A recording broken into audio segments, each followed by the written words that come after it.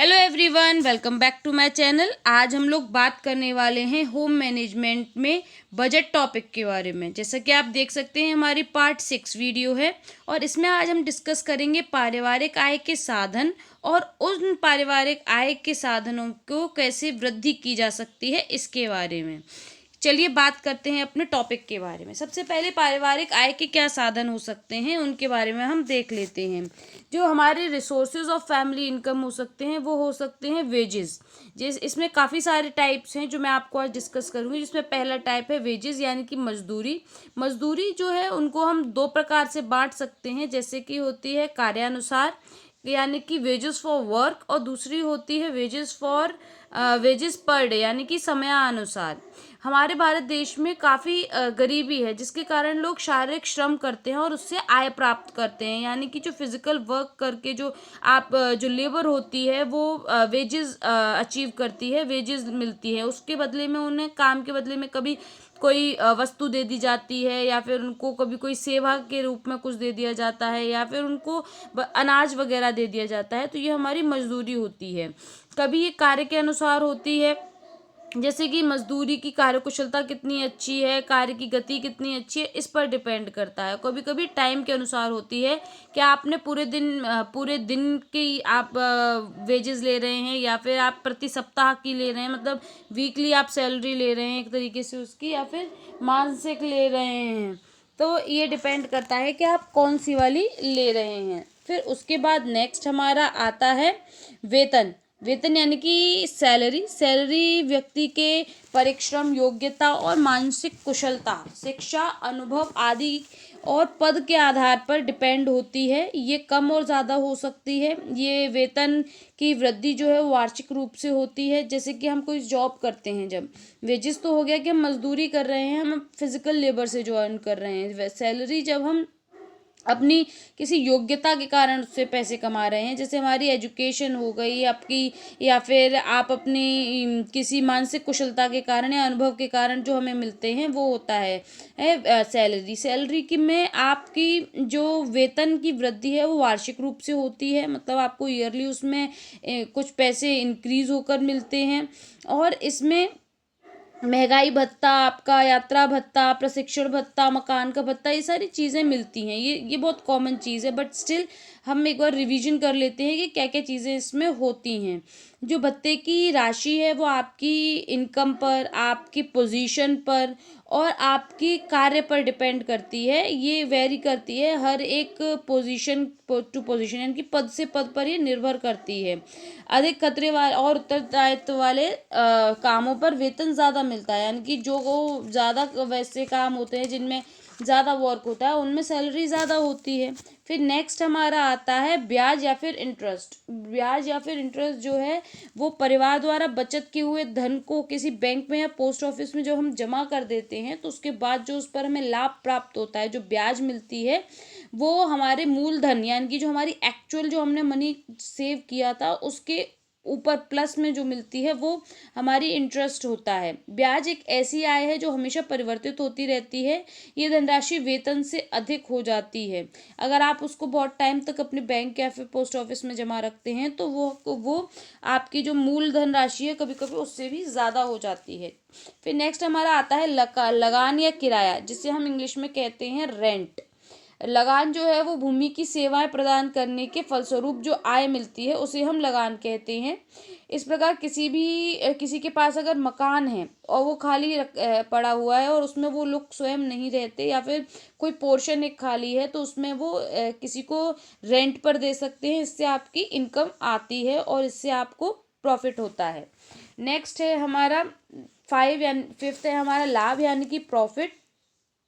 उत्पादन के अन्य साधनों का वितरण करने के बाद जो उसके पास पैसा बचता है उसे हम लाभ कहते हैं। जैसे कि अगर कोई व्यक्ति कोई भी कुछ सेलिंग करता है, जैसे कि अगर आप पापड़ या फिर अचार बनाकर बेचते हैं, तो आपकी जो लागत मूल्य है वो लागत मूल्य निकल आने के बाद जो आपके पास पैसा बचता है वो आपका प्रॉफिट होता है। तो इस तरीके से भी इनकम्स को जनरेट किया जा सकता है। नेक्स्ट हमारा आता है पेंशन। और ग्रेच्युटी के बारे में हम प्रीवियस वीडियो में कल बात कर चुके थे। मैंने बताया था कि ग्रेच्युटी क्या होता है। तो पेंशन जो हमारे रिटायरमेंट के बाद में हमें जो धनराशि मिलती है वो हमारी पेंशन होती है। वेतन का 50% पेंशन के रूप में प्रतिमाह सेवानिवृत्ति व्यक्ति को मिलता रहता है। आपको 50% आपकी पेंशन मिलती है। फिर उसके बाद हमारा 7वां पॉइंट आता है बोनस।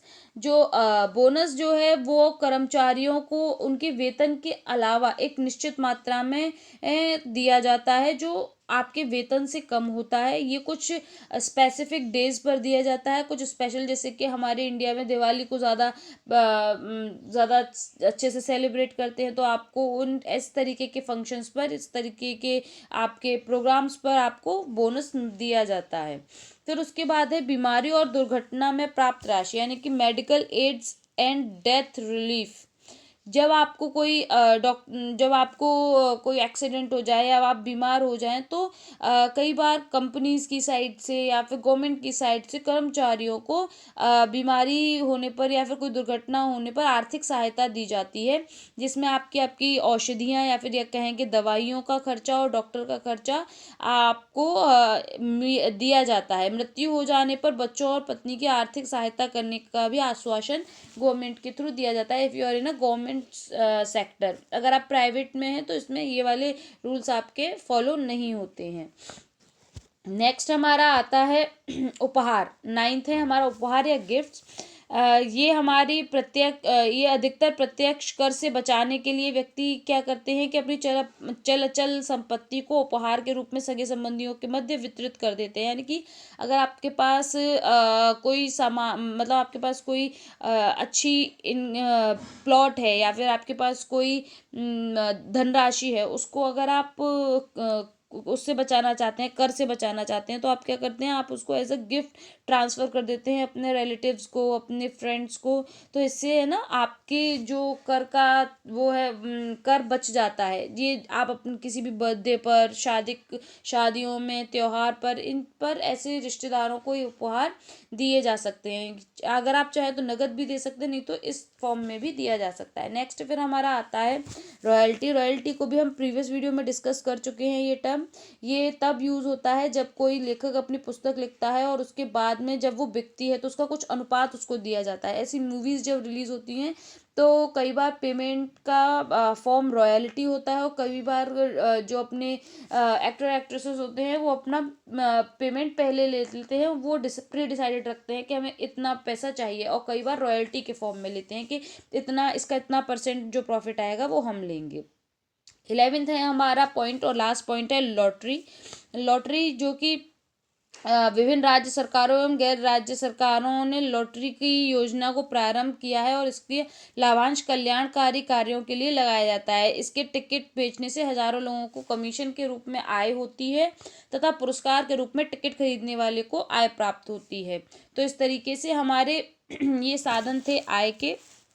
नेक्स्ट हमारा टॉपिक है पारिवारिक आय वृद्धि में सहायक साधन। ऐसे कौन से साधन है जो हमारे परिवार की आय की वृद्धि कर सकते हैं, यानी कि क्योंकि हर किसी के पास सीमित साधन होते हैं आय के, लेकिन हमारी जो नीड्स होती हैं वो बहुत सारी होती हैं। उनको फुलफिल करने के लिए हमारे पास उनको साधनों को बढ़ाना आना चाहिए। हम किस तरीके से अपनी जो सोर्सेज ऑफ इनकम है उनको इंक्रीज कर सकते हैं। सबसे पहला है गृह एवं सहायक उद्योग धंधे, यानी कि house hold and small scale industries. हम अपने घर में, जैसे कि मुर्गी पालन है, रेशम के कीड़े का पालन है, दूध से बनी हुई वस्तुएं हैं, अचार, पापड़, सिलाई, कढ़ाई, बुनाई, खिलौने आदियों को बेचकर या फिर पापड़ी बनाकर, बड़ी बनाकर, मंगोड़ी बनाकर, पुस्तकों की जिल्द कर इस तरीके के कुछ स्किल्ड वर्क करके हम अपने एक्स्ट्रा अर्निंग कर सकते हैं, जिससे कि हम अपने घर में इनकम जनरेट कर पाएंगे। फिर नेक्स्ट हमारा 2nd पॉइंट है समय का उचित विभाजन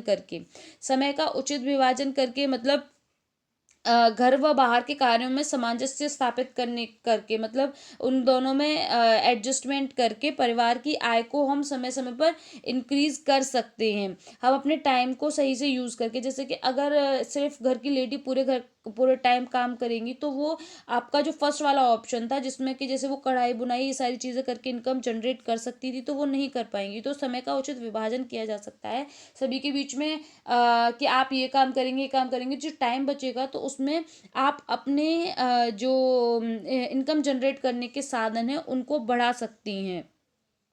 समय का उचित उपयोग करने के लिए उचित प्रबंधन की प्रक्रिया को अपनाना बहुत ज़रूरी होता है।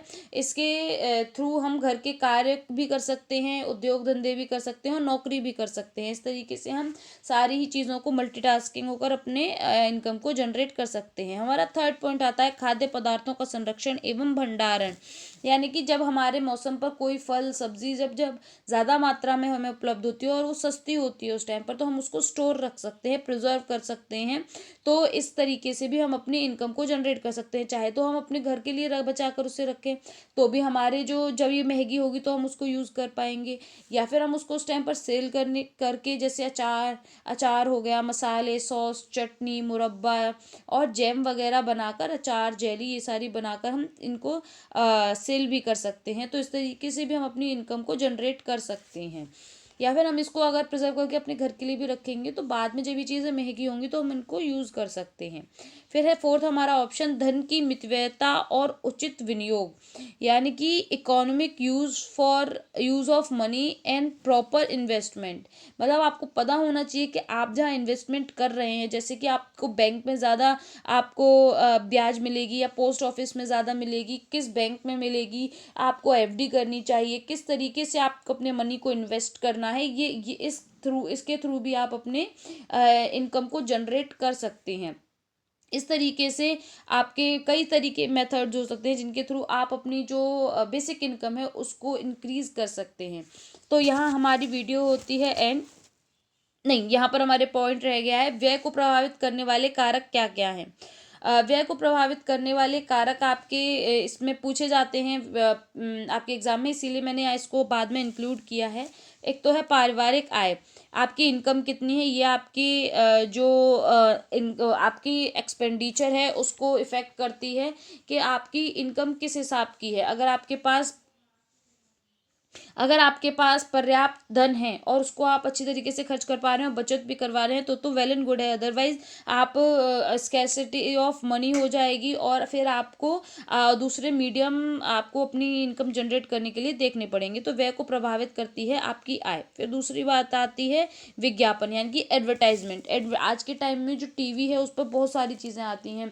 आपको पहले ज़्यादा चीज़ें मालूम नहीं थी तो ज़्यादा चीज़ों में हम खर्चा करते नहीं थे, लेकिन अब हर एक चीज़ की वैरायटी मिलती है हमको, हर चीज़ की तो हम एडवर्टाइजमेंट को देखकर उस चीज़ को फिर ट्राई करते हैं और उससे हमारी जो बजट है वो बिगड़ जाता है क्योंकि हमें वो चीज़ें अट्रैक्ट करती हैं। तो विज्ञापन भी जो है वो भी हमारे व्यय को यानी कि हमारे एक्सपेंडिचर को इफेक्ट करता है क्योंकि हम चीज़ों को अट्रैक्ट होते हैं और उनको चीज़ों को खरीदते हैं और फिर हमारा जो अगर वो हमारे बजट में होती हैं तो ठीक है, अदरवाइज वो हमारे बजट को ख़राब कर देती हैं। फिर थर्ड है हमारा वस्तुओं की उपलब्धता, यानी कि आपको जो चीज़ चाहिए, क्या आपके बजट वाली चीज़, आपकी इच्छा वाली चीज़ आपके बजट में है जो वो बाज़ार में उपलब्ध है या नहीं। अगर नहीं है तब आपको महंगी चीज़ें भी खरीदनी पड़ती हैं जिसके कारण आपका बजट जो है वो ख़राब हो जाता है। फिर उसके बाद है सरकारी नियंत्रण, यानी कि गवर्नमेंट कंट्रोल। राज्य द्वारा कुछ परिसीमाएं निश्चित कर दी जाती हैं जैसे कि हानिकारक दवाइयाँ वगैरह, इन चीज़ों को बेचने पर बिल्कुल रोक और प्रतिबंध लगा रखा है। नशीले पदार्थ पर भी। तो इन चीज़ों के प्रोत्साहन, इन चीज़ों को बिक्री जैसे कि आती है तो फिर ब्लैक में आती हैं चीज़ें, जैसे कि आपका टोबैको और ये सारी चीज़ें हैं, तो ये मना है कोविड में, लेकिन फिर भी लोग कंज्यूम कर रहे हैं। तो जब वो ब्लैक में आएंगी तो आप उसमें ज़्यादा मनी इन्वेस्टमेंट करेंगे तो इस तरीके से भी आपका जो एक्सपेंडिचर है वो बढ़ जाता है। फिर उसके बाद है गृहिणी की कुशलता एवं दक्षता। ये होम मेकर का काम होता है कि आप किस तरीके से अपनी बजट को बना रहे हैं, उन सारी चीज़ों को सोच विचार कर उसमें कंट्रोल कर रहे हैं।